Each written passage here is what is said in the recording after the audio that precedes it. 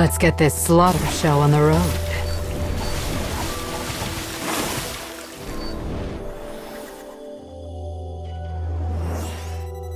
What a goddamn pain.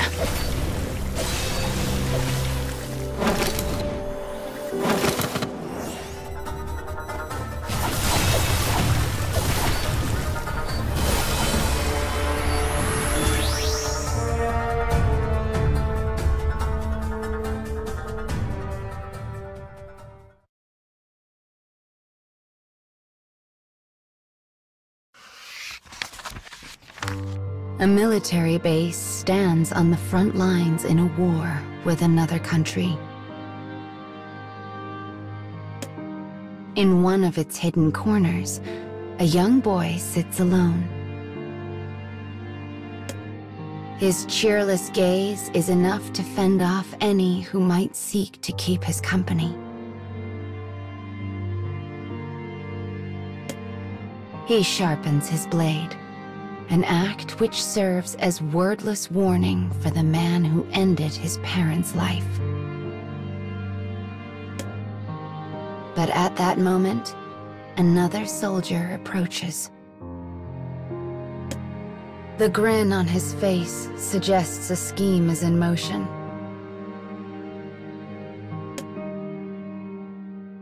"Captain wants you," he says. The boy grimaces despite himself. He does not believe he has done anything to warrant punishment, yet he knows he has done nothing to merit praise. This confusion annoys him, as does the constant thin smile of his compatriot. After a moment, he arrives at a decision. He will play along for the time being.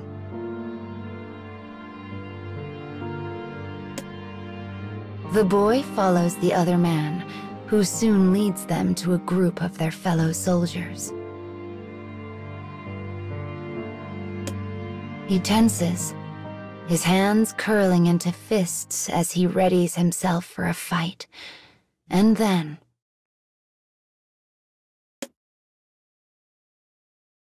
we survived the year.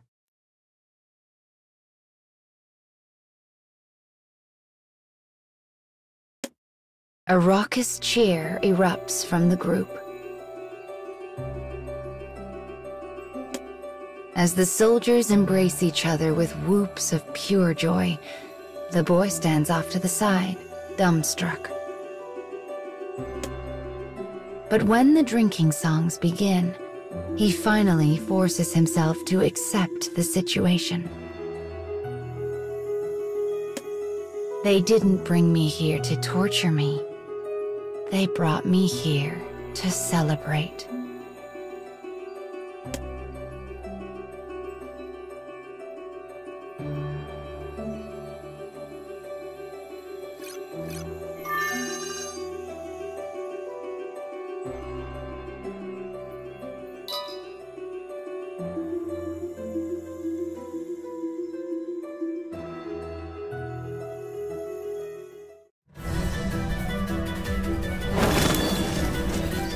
We ready here or what?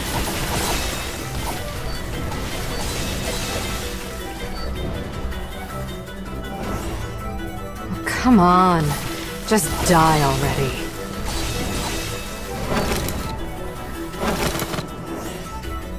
More of you come to die?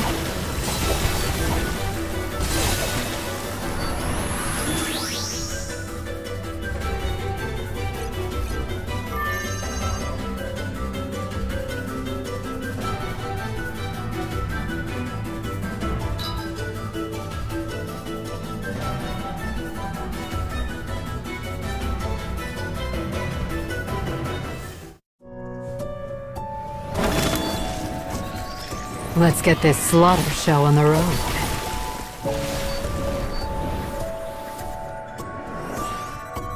What a goddamn pain.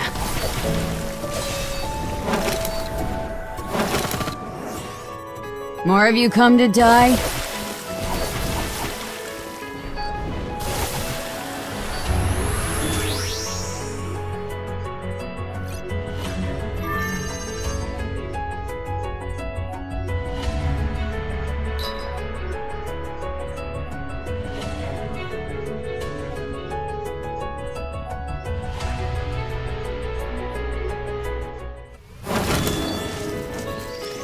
I'll grind him into dust.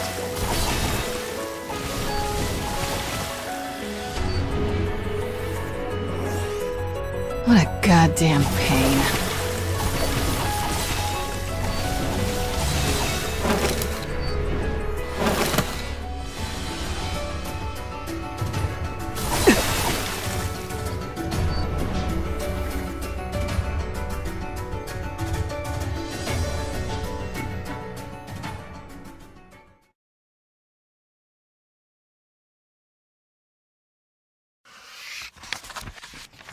As the boy enjoys the celebratory feast, his squad mates raise their voices in a round of merry boasting. I was a demon out there. The enemy ran as soon as they saw me coming. Yeah, but I'm the one who claimed their leader's head. The boy finds himself shaking his head in silent disapproval of this carefree swagger. Suddenly, a glass of strong drink is placed in his hand.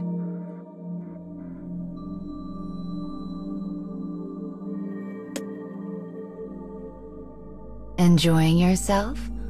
asks a calm voice. It belongs to their leader, the one they all call Captain Craven behind his back.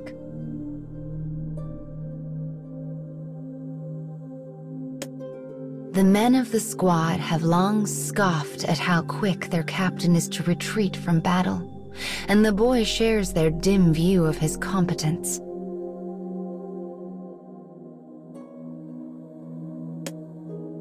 "How was this year for you?" continues the man.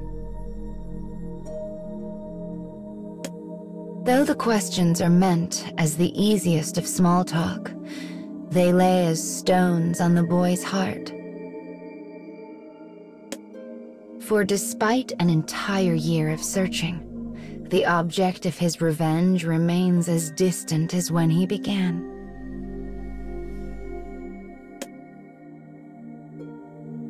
Thinking of this, shame suddenly pierces his chest like a bullet, and he absently tosses the cup aside. The crisp shattering of glass brings the hall to silence.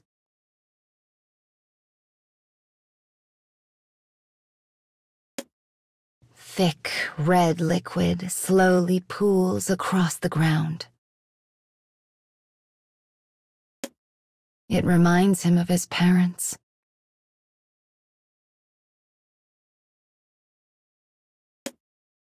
Ignoring the captain, ignoring his companions, the boy bolts up from his seat and flees the hall.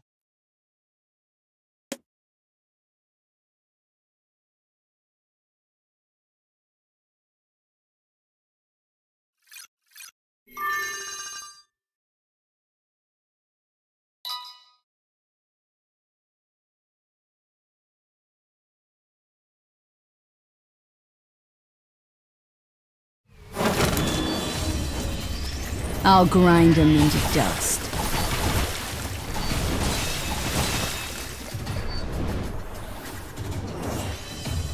What a goddamn pain.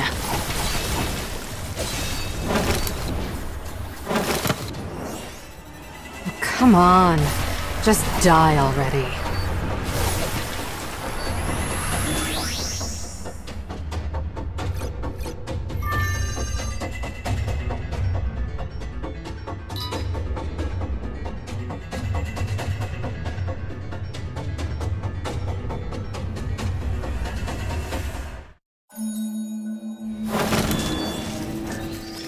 Let's get this slaughter show on the road.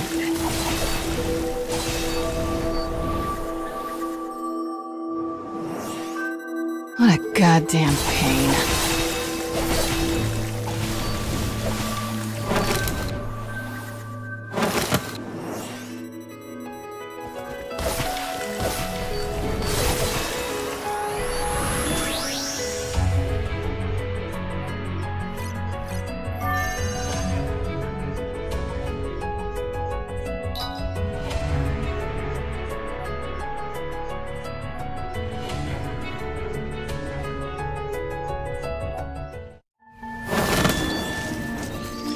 We ready here or what?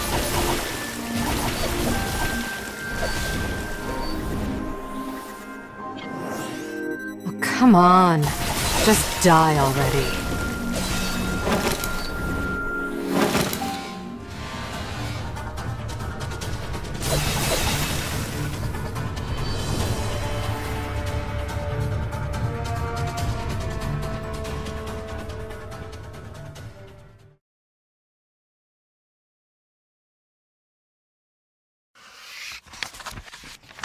When the boy finally stops running, he finds himself in an unremarkable spot some distance from camp.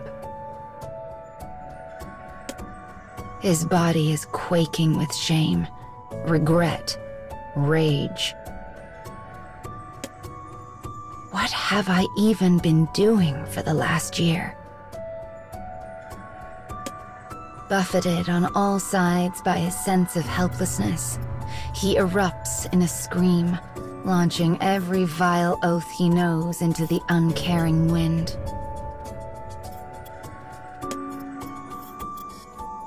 But as he fights to regain the breath he expended on his outburst, the captain suddenly appears. The boy shoots him a glare filled with resentment.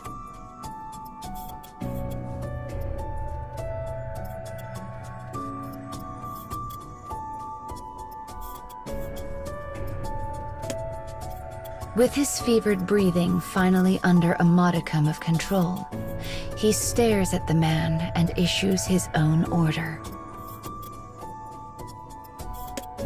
You will send me to the battlefield. The captain's eyes waver as he attempts to read his subordinate. He's a coward through and through, thinks the boy smugly. He'll do it. He has no choice. But instead, the captain shakes his head and meets the boy's stunned gaze.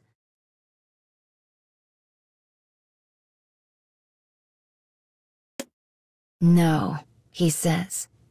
I will not. I won't send out a soldier who isn't ready. The boy's brow furrows with a mixture of doubt and surprise. But the captain continues, almost as if trying to provoke him. Your worries control you. You know that, right?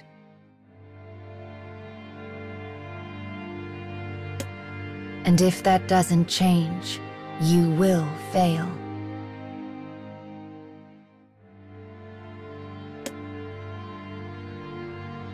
The words are a jagged thorn in the boy's very soul. Unable to control himself, he lets out a feral scream and rushes his captain.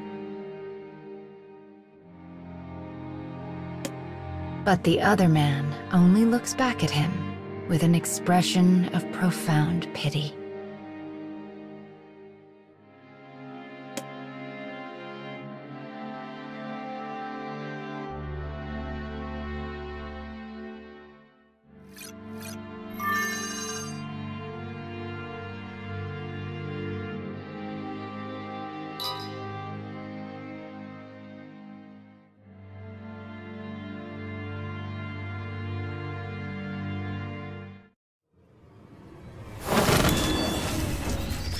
We ready here or what?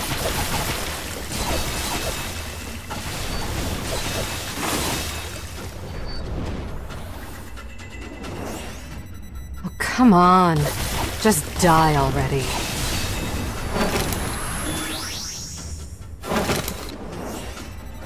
More of you come to die?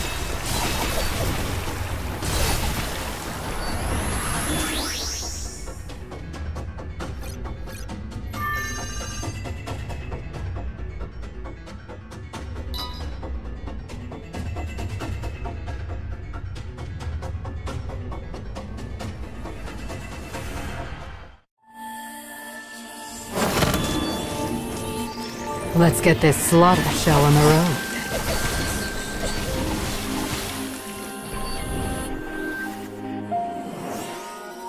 More of you come to die?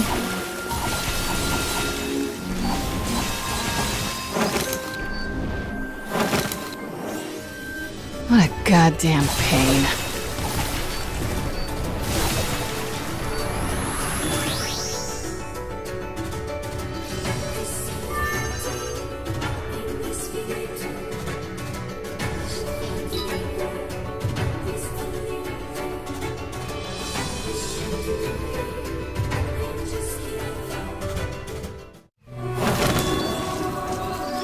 We ready here or what?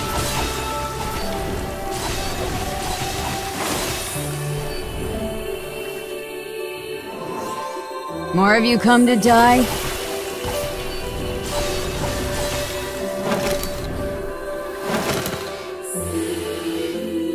Oh, come on.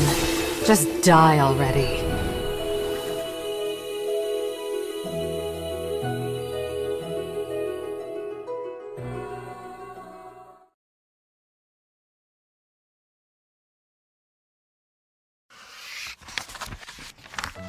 The boy's vision is red, his mind madness.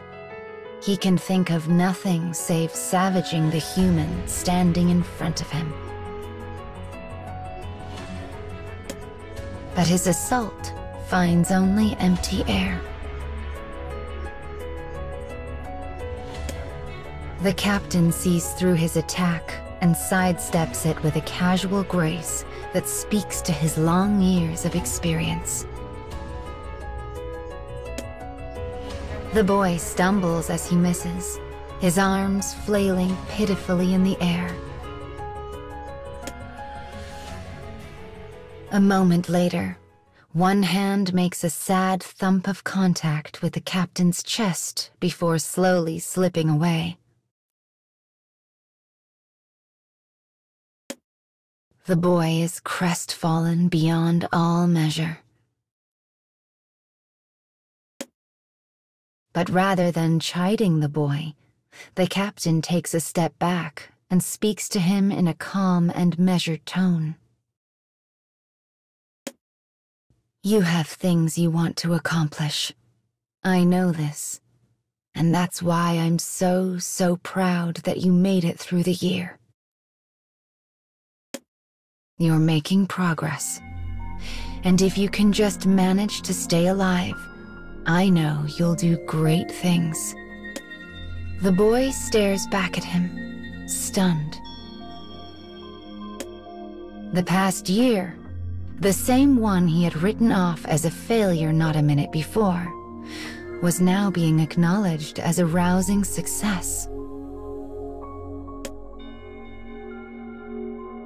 Confused, the boy spins on a heel and begins to walk away, but the captain calls after him. We'll celebrate next year, too. The boy continues walking, muttering a single word. Whatever. And yet, the rage he so clearly felt does not hang so heavily on him now. It's as if clouds have parted ever so slightly on the turbulent storm of his heart. He finds this feeling to be terrifying. For if his anger departs, what is left of him?